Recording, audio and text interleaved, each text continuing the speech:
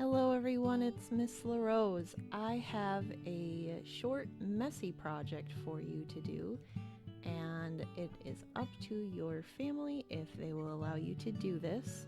You will need watercolors, paper, and a brush, and I just want you to kind of experiment with making different types of splatters. As you can see in this short video, I practice making splatters by loading my paint up on my brush and then using my brush in various different ways to create splats. Here I've just been dropping it on the page just to see what it'll do.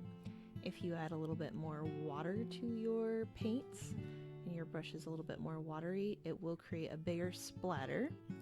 However, I don't want you to add too much water to it because it will make your paper kind of weak if there's too much water in one spot. You could also paint sections of this painting in using regular painting methods instead of just splattering methods, but I thought that this might be a fun thing for some of you to try out.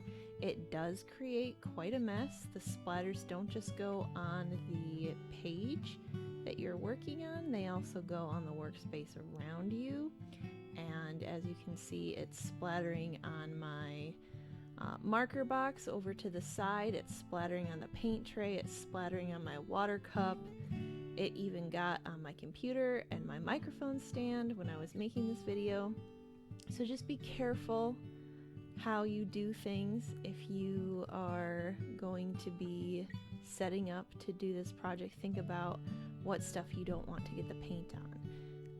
I would also prefer you to use watercolor for this because even though watercolor can be kind of messy, it's very easy to wipe up.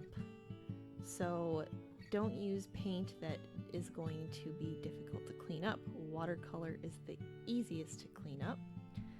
A little bit about this project: it is based off of the work of the American painter Jackson Pollock, and he was considered a successful abstract expressionist. People thought his work was very unusual but highly expressive.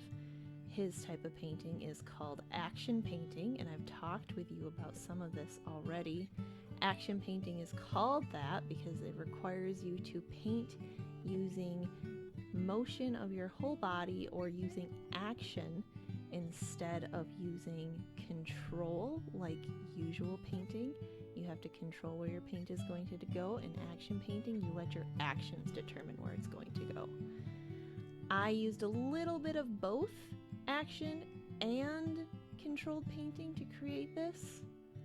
And because it's abstract, it can go upside down, it can go side to side, it can go whatever direction you want. I recommend using 3 to 5 colors on this, and I prefer to use bright colors because they tend to turn out a little bit nicer. After you finish your painting, I want you to set it aside so that it can dry, and then you're going to want to clean everything up so that it doesn't leave a lasting stain. And I'm sure your families will appreciate that cleanup is a part of our artistic process because we need to take care of our space and our supplies if we want to be able to use it again. I hope you get a chance to try this one out. I know it can be very fun, and if you do, maybe you can make more than one version before you clean up and try using different colors on your different versions of this project. Enjoy!